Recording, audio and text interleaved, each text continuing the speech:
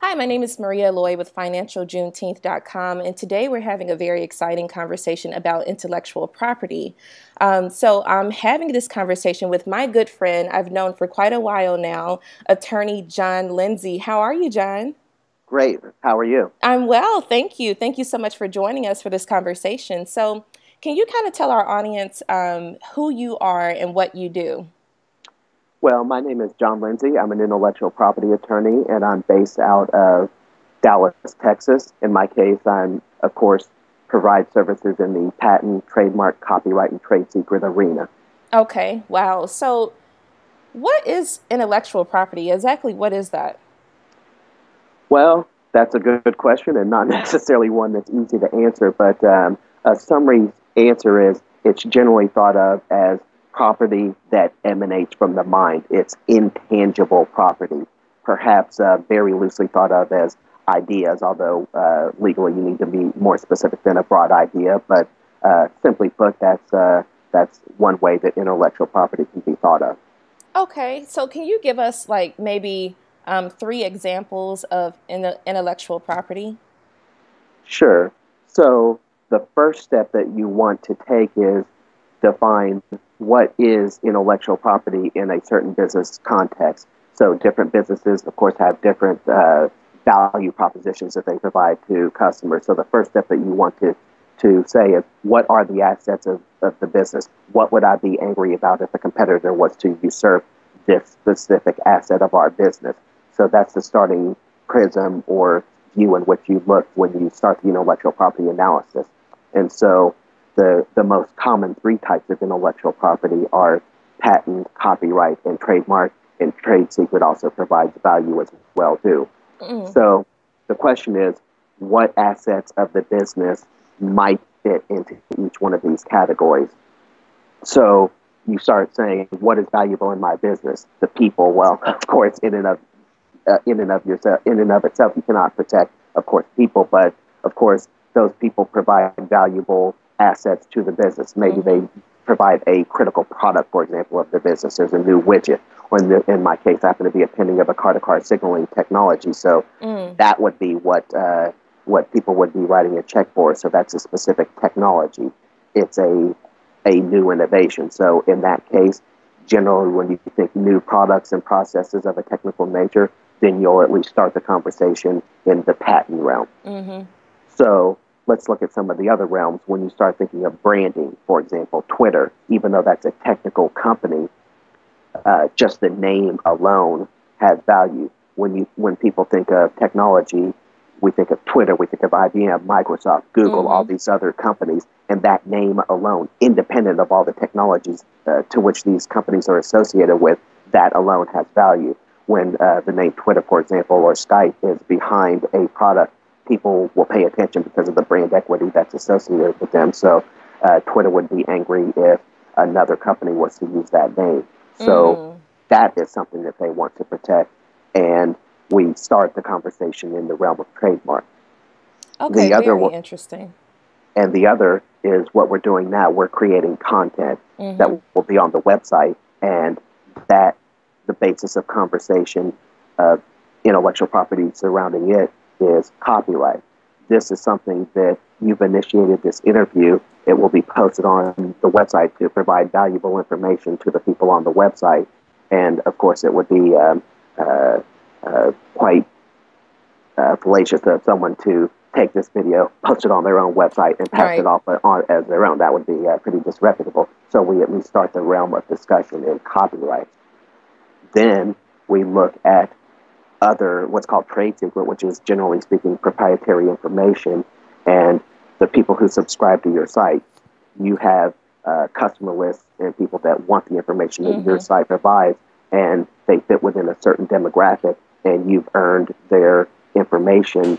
And it would be, again, fallacious or theft for another website to break in and steal your information. So we would mm. start the discussion within the realm of trade secrets. So at a high level, those are some of the key areas of intellectual property. Wow, very interesting. Thank you so much. That was so thorough. So I want to ask you a quick question. I remember some years back, Paris Hilton, you know, the socialite of the, she's a Hilton heir, right? Um, She used to use a phrase. It was a very common phrase, "That's hot." And all of a sudden, people were talking about her trademarking that. Can you trademark a phrase that people have been using forever? I mean, how does that work? Well, I don't know of that specific issue, unfortunately, but at least I can speak generally to it. From a trademark perspective, one of the misnomers is that a phrase can be protected in the abstract. So, from that perspective, Paris Hilton would have a difficult time in just saying that's hot. However, trademark is generally protected in association with some good or service. So she, of course, provides some goods or services. Perhaps, that's hot is associated with a line of perhaps perfume or clothing or something like that. And so when she's using that's hot, maybe she was using it in connection with some services that she has to offer. And that would be a common mechanism through which she could gain protection. Mm. So there's another more popular example as well too, and that's "Let's get ready to rumble." Mm-hmm. That's arguably an equivalent of Paris Hilton, and I believe Michael Buffer is the gentleman's name who has trademark protection on that phrase, Wow. and the mechanism through which he bases his protection is he's using that line to introduce boxing matches or other sporting matches as well too, and so perhaps Paris Hilton is relying on that same association with services with her that thought phrase. She may not just be saying it in the abstract, and perhaps that's what she might be relying on. Okay, very interesting. So, um, what steps can folks take to start to protect their intellectual property? So the first step is what is valuable to the business, Mm-hmm. and the business owner will have some level of opinion at that point in time. Perhaps it is the brand name in and of itself, whether it's a technical or non-technical company. I would suspect that the brand name has value, or they want to protect its value as it increases over time. So branding, look at that. Uh, and then technical products or processes. Mm-hmm. Is there a new widget that the company is creating? In my case, like I mentioned, I'm a pending inventor. I care specifically about the technology that's in those products. And so a business owner should be looking through that prism to say, have we created new products and processes, or have we potentially done so? And start that exploration of, all right, well, maybe we'll at least explore the possibility of patent. Are they business owners such as yourself that create content, Mm-hmm. unique, valuable content to an audience? Okay, uh, that is the key value that we're providing in this discussion, this content for the audience, for the information to them. Well, we would start the discussion with the basic copyright. How would you feel if someone was to steal this content? That is the basis of income of some businesses. So that businesses should start thinking about that as well too. And then we would start the conversation in the realm of copyright. So those are a few starting early steps that a business owner might take to consider protecting their intellectual property.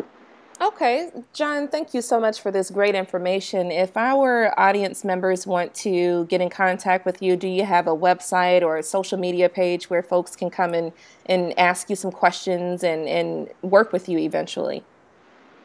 Certainly, the website for my firm is startupipservices.com. Again, that's startup as in starting up a project, IP as in intellectual property, services.com. Perfect. Thank you so much for this valuable information, John. And hopefully you'll be returning. And for Well, thank you you for having guys, me on. oh, yeah, absolutely. Absolutely. And for you guys, the listener, the reader, the viewer, thank you guys for tuning in so much. And please stay tuned because we'll have more educational videos of this nature coming very soon. Thank you so much.